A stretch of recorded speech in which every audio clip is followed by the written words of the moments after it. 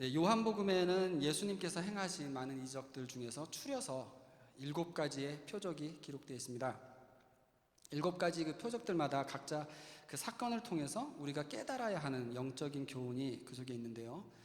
앞에서부터 시작을 해서 이 7가지 표적들을 하나하나 거쳐갈 때마다 그 메시지가 점점 더 중요해지고 점점 더 강하게 전달이 됩니다.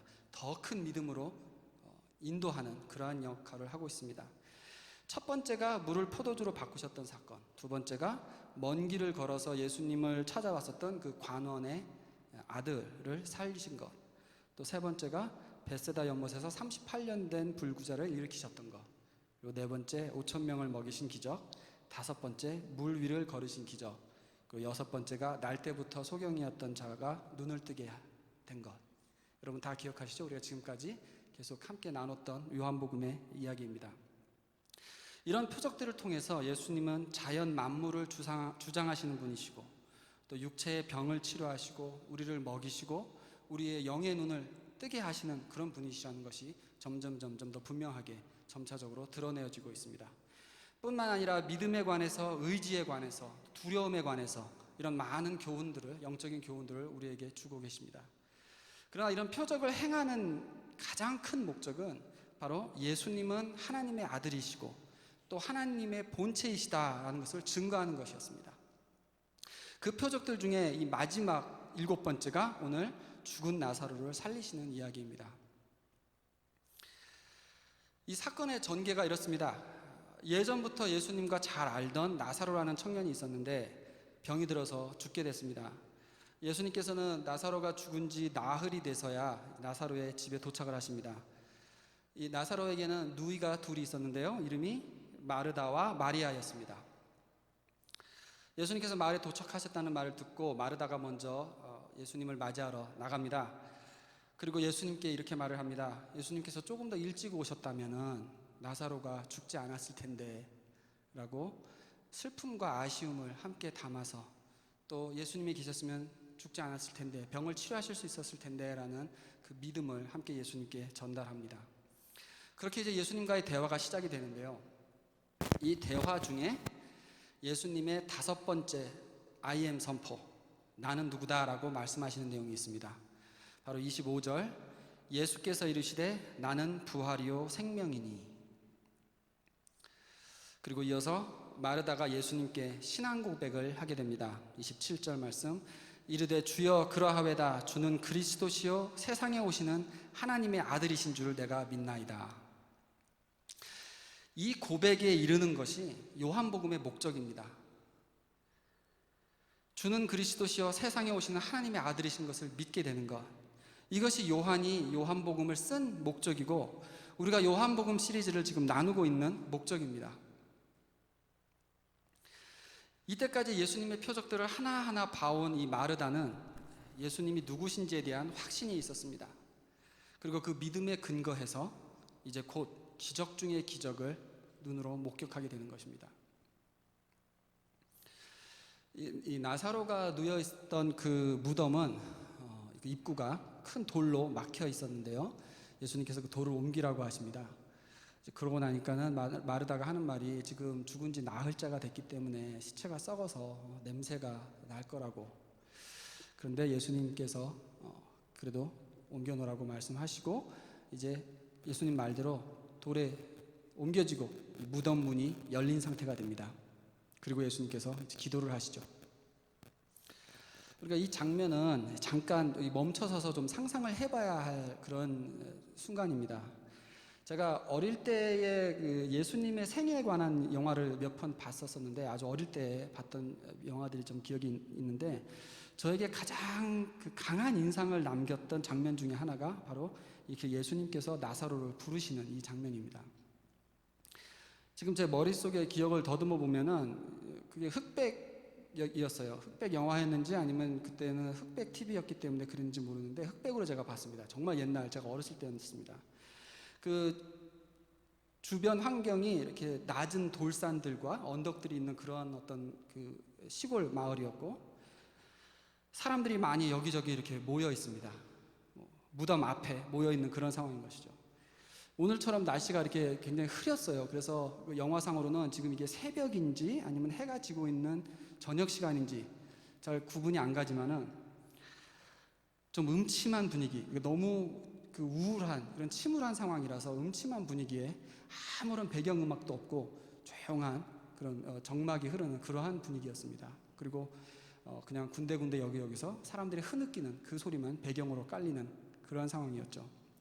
근데 그 가운데 예수님께서 하얀 옷을 입고 홀로 서 계시고 근엄한 목소리로 지금 오늘 읽었던 기도를 하십니다. 그러고 난 다음에 손을 펼쳐 드시고 나사로야 나오라 라고 큰 소리로 외치는 그러한 장면이 나옵니다. 이제 그때 그 영화는 그 스크린은 이제 무덤 입구를 다 가르치면서 아무런 움직임도 없고 아무 소리도 없고 조용하게 한참을 기다리게 합니다. 긴장이 고조가 되는 것이죠. 깜깜한 동굴 구멍에는 아무런 것도 보이지 않고 그러고 있다가 갑자기 하얀 연기가 흘러나오는 것처럼 뭔가 허연 것이 움직이는 듯 하더니 그것이 나사로가 감고 있던 그 붕대가 여기저기 풀려진 곳이 흩날리면서 서서히 나사로가 걸어 나오는 그러한 장면이었습니다. 그 장면을 제가 어린 나이에 영화로 보면서도 지금까지도 굉장히 큰 충격으로 아주 강한 인상을 남긴 장면입니다. 실제로 그 자리에서 이 사건을 이 나사로의 동네 사람들과 친척들이 목격을 했던 그 장면을 생각해 보면은 이것이 얼마나 충격적인 사건이었을까요? 무덤에서 나흘째 썩어가던 시체가 다시 살아서 지금 걸어 나오고 있는 것입니다. 여러분 혹시 박종호 찬양 사역자를 잘 아십니까? 예, 한때는 이분을 모르면은 한국의 크리스찬은 이분을 모르는 분이 없을 만큼 유명하시던 찬양 사역자이십니다. 여러분 잘 아시는 나를 봐두옵소서, 또 나를 지으신 이가 하나님, 이 곡들을 원래 부르신 분이신데요. 근데 제가 사실 이 박종호 지금 장로님이십니다. 이 장로님의 많은 곡들 중에서 가장 즐겨 듣고 가장 좋아했던 곡은 잘 알려지지는 않은 곡이지만 제목이 나사로야 나오라라는 곡입니다. 오늘 설교 제목과 같죠. 예수님께서 나사로를 부르는 이 장면을 그려낸 곡인데 좀 이렇게 뮤지컬 같은 그런 분위기로 그 연출을 했습니다. 그래서 7분 30초짜리 그 곡이에요. 근데 거기서 이렇게 착 빌드업을 해서 이 나사로야 나오라라고 하는 부분을 들 때는 막 정말 전율이 느껴지는 그러한 감동이 전해지는 곡이었습니다. 제가 그래서 참 많이 들었는데 클라이막스 가서 나사로야 나오라 하고 탁 예수님이 하신 장면이 나오고 그 다음에 이어서 전자기타가 솔로로 아주 멋있게 쫙 이어지는 이제 그런 장면이라서 거기 들을 때마다 막 감동이 되고 정환 형제가 저기 있긴 하지만은 저 나름대로 막 그걸 따서 전자기타로 저도 쳐보고 이제 그러기도 했었던 곡입니다. 정말 많이 듣고 많은 감동을 받았던 곡인데 그래서 제가 가사를 한번 오늘 소개해 드리고 싶습니다. 뮤지컬 같은 좀 나사로의 입장에서 그 상황을 회고하는 그러한 내용의 가사입니다. 사망의 문은 닫히고 빛 한 조각 없는 어두움, 생명의 호흡은 떠나 영원한 침묵에 누워 구원의 소망도 없이 끝없이 내리는 절망, 슬픔과 눈물의 바다, 영원한 어둠의 나라. 그때 나는 들었네 거역할 수 없는 생명의 부름. 그때 나는 들었네 애통이 부르시는 음성. 나사로야 나오라 죽음에서 일어나 생명의 대지에. 나사로야 나오라 어둠에서 일어나 새하늘 새 땅에. 나사로야 나오라 사망 권세 이기고 승리하신 주님께. 이제 나는 보내 두 눈에 눈물 가득 우시며 나를 부르신 사랑의 구주 예수님. 이번 주 설교 준비를 하면서 그 장면을 제가 상상을 해보고 또 오랜만에 이 찬양을 다시 한번 들어봤는데 여전히 정말 소름이 돋는 그런 감동을 체험했습니다. 썩어가고 있는 시체에다가 나오라고 예수님께서 부르시니까 다시 거기에 살이 붙고 피가 돌기 시작하고 생명을 되찾아서 붕대를 감은 채로 지금 걸어나오고 있다는 이 장면은 상상을 해본다면 우리가 감동이 되지 않을 수가 없습니다. 6개의 기적을 통해서 그동안 서서히 빌드업 해온 이 마지막 클라이막스를 이루는 이 표적, 예수님 본인이 직접 부활하시는 그 최종적인 대기적 바로 전에 일어나는 바로 이 나사로의 부활 표적을 통해서 예수님께서 내가 부활이요 생명이라고 선포하시고 계시는 것입니다. 그러면 이제 이 나는 부활이요 생명이니라는 이 선포에 대해서 오늘 그 의미를 한번 깊이 생각을 해보겠습니다. 23절부터 읽습니다. 예수께서 이르시되 네 오라비가 다시 살아나리라. 마르다가 이르되 마지막 날 부활 때에는 다시 살아날 줄을 내가 아나이다. 예수님께서 먼저 나사로가 다시 살 거라고 말씀을 하시니까는 거기에 대해서 마리아가 네, 세상 끝날에 나사로도 부활하게 될 것을 제가 믿습니다 라고 대답을 하는 것입니다. 그런데 그렇게 말을 했더니 예수님께서 다시 재차 말씀을 하시는데 바로 이렇게 다시 예수님께서 말씀하시는 이 두 구절이 오늘 설교의 핵심 구절인 것입니다. 25절, 26절을 우리 함께 읽어보겠습니다. 시작. 예수께서 이르시되 나는 부활이요 생명이니 나를 믿는 자는 죽어도 살겠고 무릇 살아서 나를 믿는 자는 영원히 죽지 아니하리니 이것을 내가 믿느냐. 이 말씀은 기독교 신앙의 핵심이고 반석이고 모든 소망의 근거가 되는 아주 중요한 진리인 것입니다. 이 말씀을 듣고도 만약에 여러분 속에 강한 충격이 없다던가 확실하게 이게 믿어지지가 않는다면 예수를 믿는 것이 아닙니다. 예수님께서 직접 선포하시고 이것을 네가 믿느냐라고 물으셨는데 여기에 내가 네 믿습니다 라고 자신 있게 대답할 수가 없다면 뭘 믿는 건지 의심해 봐야 되는 것입니다. 이건 우리 크리스찬 믿음의 가장 기본이 되고 반석이 되는 믿음입니다. 그만큼 중요한 것입니다. 그래서 이 두 구절의 의미를 설명을 해드리겠습니다. 첫째로 나는 부활이요 생명이니 나를 믿는 자는 죽어도 살겠고, 이 25절의 말씀은 지금 우리가 보고 알고 있는 이 육체, 우리가 지금 만지고 있는 이 육체가 나중에 병이 들고 늙어서 죽는다 할지라도 예수님을 믿는 자는 세상 마지막 날에 다시 이것보다 더 좋은 완전한 육체로 영광의 몸으로 다시 살아나게 된다는 것, 그것을 말씀하고 계시는 것입니다. 이때는 완전한 몸을 갖고 아픔도 슬픔도 없는 곳에서 하나님의 보좌의 그 빛난 영광을 보면서 완전한 기쁨, 완전한 안식을 창조주의 품에서 우리가 누리게 된다는 것입니다. 이것이 우리가 갖고 있는 천국 소망입니다. 기독교 신앙의 가장 중요한 신앙입니다. 가장 중요한 소망이 되는 것입니다. 이것을 네가 믿느냐? 예수님께서 믿으실 때에 마르다처럼 네 믿습니다 라고 우리가 대답할 수 있습니까? 얼마나 마음에 그 확신이 있습니까? 그리고 이어서 26절, 무릇 살아서 나를 믿는 자는 영원히 죽지 아니하리니. 이 말씀이 조금 어렵게 들려지죠. 예수를 믿으면 영원히 죽지 않는 생명이 오늘 이미 내 속에 들어와서 내 생명이 되었다는 그 말입니다.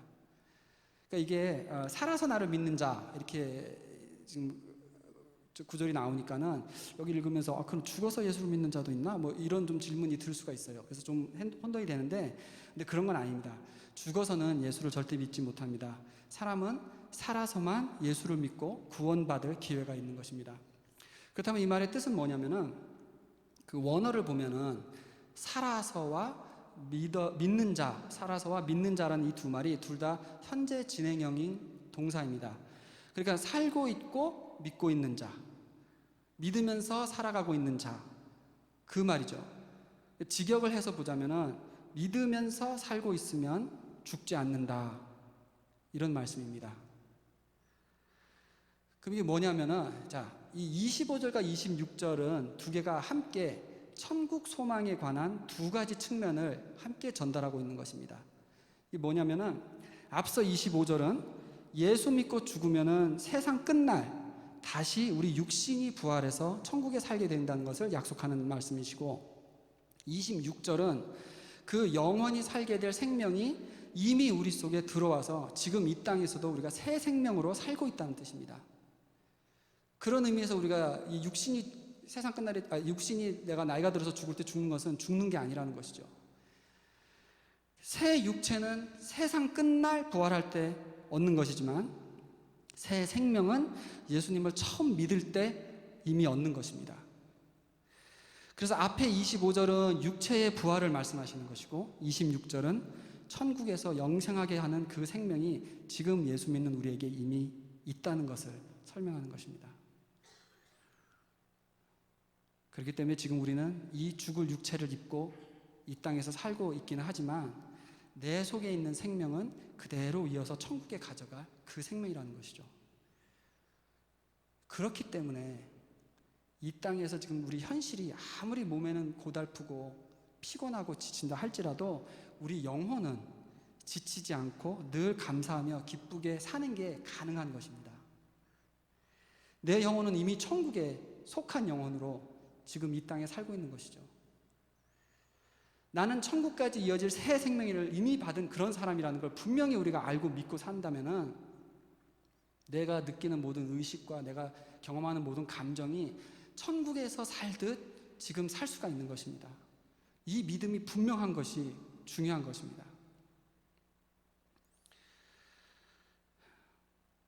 새 생명으로 이미 내가 지금 살고 있는 존재인데 다만 지금은 내 육체도 그 천국에 속하는 몸으로 변화되는 부활되는 그날까지를 기다리면서 그 간절함으로 살아가고 있다는 것이죠. 그래서 예수를 구주로 영접하고 분명하게 믿는 사람들은 오직 천국을 향해서 천국을 기다리며 사는 사람인 것입니다. 그렇게 볼 때 크리스찬이 살면서 우리가 몸이 아프면 건강해지기도 바라고 생활이 힘들면 그 생활고가 해결되기를 바라는 소망도 품을 수 있고 자녀가 잘 되기를 바라는 소망, 이런 소망들을 우리가 품고 기도하고 바라고 또 기도 응답을 받으면서 사는 것이 맞지만은 그게 신앙생활인 건 맞지만 그러나 크리스찬으로서 가장 중요한 소망은 천국 소망인 것입니다.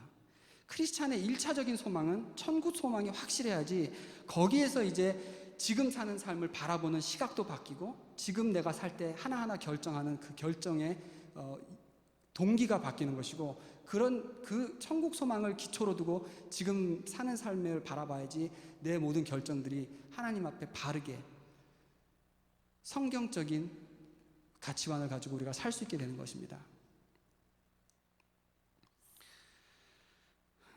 우리 크리스찬들이 자주 인용하는 구절 중에서 로마서 5장의 말씀이 있습니다. 여러분 잘 아시는 우리가 환난 중에도 즐거워하나니 이는 환난은 인내를 인내는 연단을 연단은 소망을 이루는 줄 알미로다. 환난을 당하는 이유가 인내를 배우기 위해서, 인내를 배워야 하는 이유는 연단을 위해서. 여기서 연단이라고 하는 말은 인격의 성숙을 의미합니다. 캐릭터가 빌드된다라는 이런 의미죠. 대부분 사람들이 이 성경 구절을 인용하는 이유가 바로 거기까지입니다. 환난은 인내를, 인내는 연단을. 그걸 설명하기 위해서 자주 인용을 합니다. 근데 이거는 사실 세상 사람도 다 아는 평범한 그냥 격언일 뿐입니다. 고생하면서 인내를 배우는 거고 고생하면서 인격이 다져진다는 것이죠. 바울이 이 구절을 썼을 당시만 해도 그때 기독교 사상과 같이 경쟁을 하던 그 그리스 철학 중에 하나가 전에도 한번 말씀드린 적이 있는데 스토아 철학이라는 것이 있습니다. 영어 단어에 스토익이라는 말이 있죠. 이 스토익이란 말 뜻이 막 어려움을 당하고 힘든 일이 오는데 거기에도 아무런 감정이 흔들리지 않고 이렇게 단단하게 의지를 지키는 그러한 상태를 표현하는 것을 이제 영어로 스토익이라고 합니다. 그러니까 이 스토아 철학에서 그 단어의 그 근원이 되는 어원이 되는 그러한 단어죠. 그래서 이 철학도 전혀 감정이 흔들리지 않고 어떤 일이 있어도 딱 굳은 의지를 지키는 이러한 것을 최고의 미덕으로 여기는 그러한 철학이었다고 합니다. 근데 이거 거창하게 무슨 철학이라고 말하지 않아도 우리 다 아는 그냥 상식 같은 거잖아요. 요즘 흔히 말하는 그냥 쿨한 성격, 쉽게 흔들리지 않는 거. 이런 짐에 가면은 늘 보는 거, no pain, no gain. 아픈 만큼 성숙해지고 노래 가사들 같은 그냥 평범한 그 격언 같은 것입니다. 그런데 바울이 이 말을 했을 때에 그 시대 사람들에게 이것이 매우 새롭고 강했던 이유는 바로 마지막 단계가 하나 더 있기 때문입니다. 세상에서 말하는 것은 환난은 인내를, 인내는 연단을, 그리고 거기서 끝이 납니다. 고생을 하는 이유가 인품을 쌓고 덕을 쌓고 어떤 인격의 성숙이 그게 고난의 열매다. 거기에다가 모든 가치를 부과하는 건데 그러나 바울이 말하는 것은, 성경이 말하는 것은 그 다음 단계가 하나 더 있는 것이죠. 바로 연단은 소망을 이루는 줄 아미로다. 무슨 소망인가요? 바울이 여기서 말하는 소망이 무엇인가요? 3절부터 한번 다시 계속 이어서 읽어보겠습니다. 우리가 환난 중에도 즐거워하나니 이는 환난은 인내를, 인내는 연단을, 연단은 소망을 이루는 줄 알미로다. 소망이 우리를 부끄럽게 하지 아니함은 우리에게 주신 성령으로 말미암아 하나님의 사랑이 우리 마음에 부은 바 됨이니 우리가 아직 연약할 때에 기약대로 그리스도께서 경건하지 않은 자를 위하여 죽으셨도다.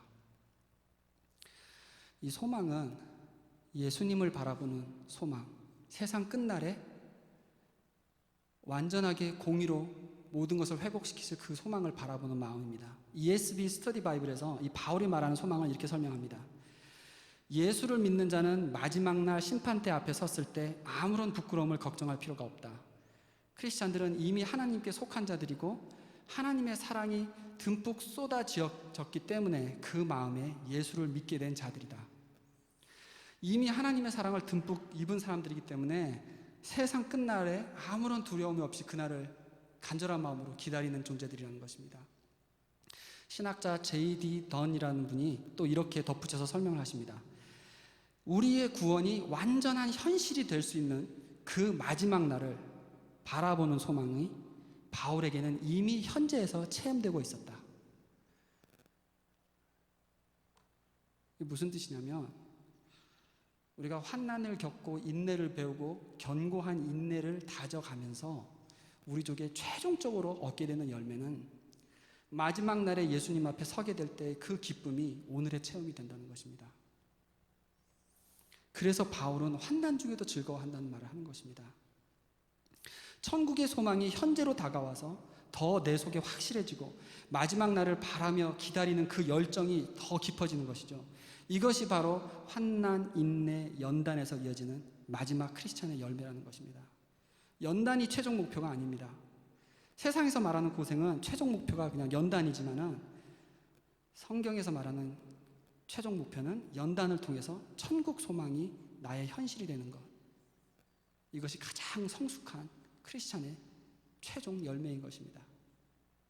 그 소망이 우리 속에 확실해질수록 우리의 현실과 환경에는 흔들리지 않고 늘 마음의 기쁨과 감사로 사는 크리스찬이 되는 것이죠. 막 고난을 통해 지나갈 때 처음에는 힘듭니다. 견디는 걸 먼저 배웁니다.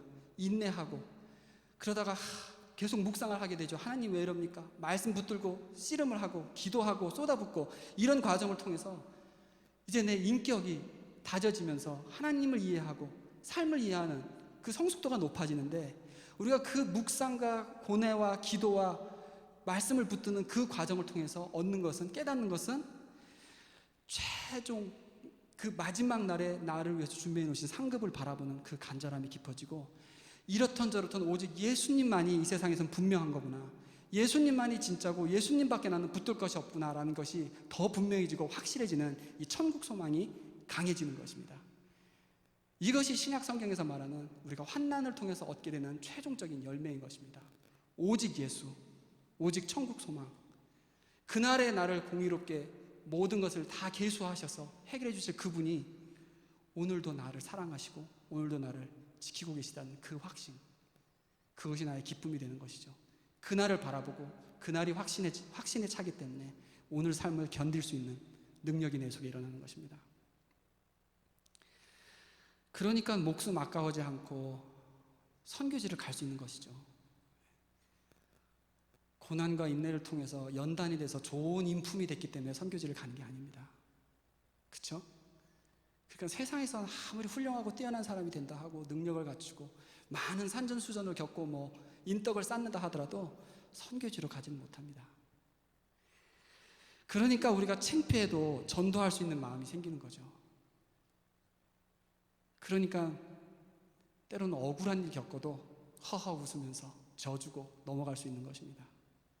손해봐도 정직하게 살고 싶은 것이고 이름도 없이 빚도 없이 기쁘게 섬기면서 살아갈 수 있게 되는 것입니다. 인품이 대인배가 돼서 이렇게 사는 게 아니고 천국 소망이 현실이 되니까 이렇게 살 수 있다는 것입니다. 세상이 가르치는 고난의 목적과는 완전히 다른 개념입니다. 우리가 이것을 분명히 구분해야 합니다. 세상 끝날을 기준으로 해서 바라보는 시각이 분명해지기 때문에 내가 고난을 지금 참아낼 수가 있는 것입니다. 요한복음으로 다시 돌아갑니다. 예수께서 이르시되 나는 부활이요 생명이니 나를 믿는 자는 죽어도 살겠고 무릇 살아서 나를 믿는 자는 영원히 죽지 아니하리니 이것을 네가 믿느냐? 얼마나 확실히 믿느냐? 얼마나 가슴 떨리는 감동으로 지금 이 선언을 믿을 수가 있느냐? 마르다가 대답을 합니다. 27절 이르되 주여 그러하외다. 주는 그리스도시요 세상에 오시는 하나님의 아들이신 줄을 내가 믿나이다. 신앙 고백을 하는 거예요. 그렇습니다. 확실하게 믿습니다. 그리고 난 다음에 이제 이때에 예수님께서 늘 6개의 기적을 행하실 때도 그러셨던 것처럼 이 영적인 교훈을 확인시키시기 위해서 이 영적인 교훈이 사실이고 현실이고 이 땅에 지금 체험할 수 있는 능력인 것을 증명하시기 위해서 나사로를 살려내시는 것입니다.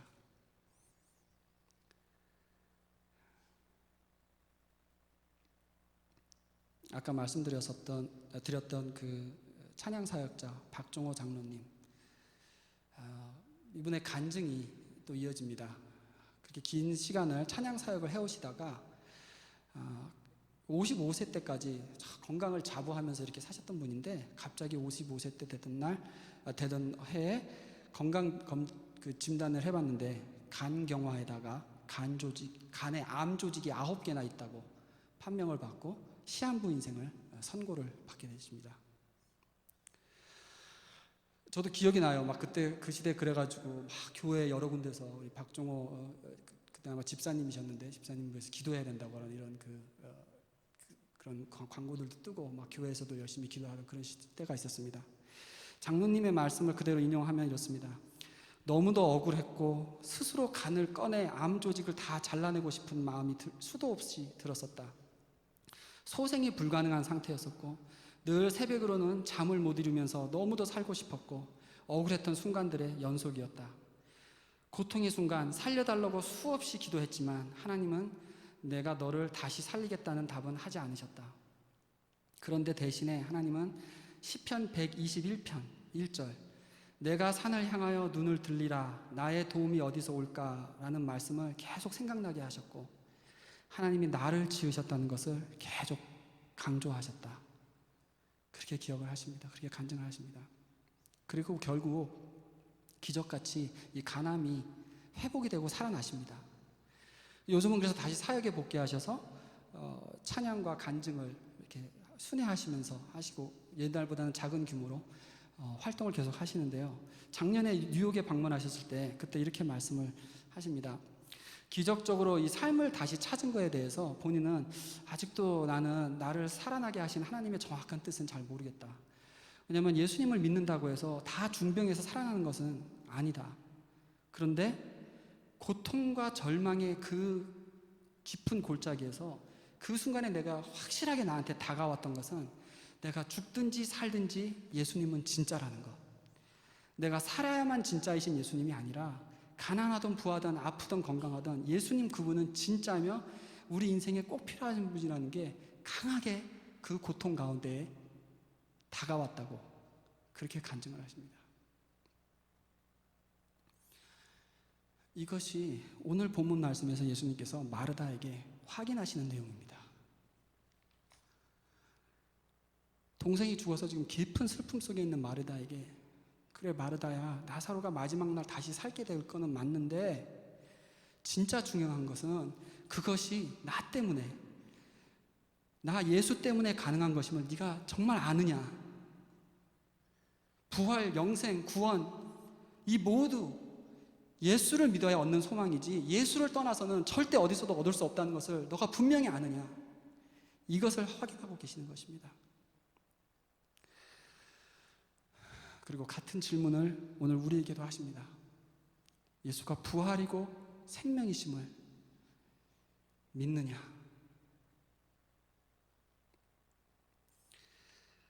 세상 끝날 부활하게 될 그 새 몸과 오늘을 사는 새 생명이 둘 다 예수님을 믿을 때만 얻을 수 있는 것입니다. 그리고 그것을 분명히 믿는 사람이라면 세상 끝날의 부활의 소망이 오늘을 사는 내 영혼의 능력이 된다는 것을 오늘 본문 말씀이 가르치고 있는 것입니다. 이것을 네가 믿느냐? 믿으면 하나님의 영광을 보리라.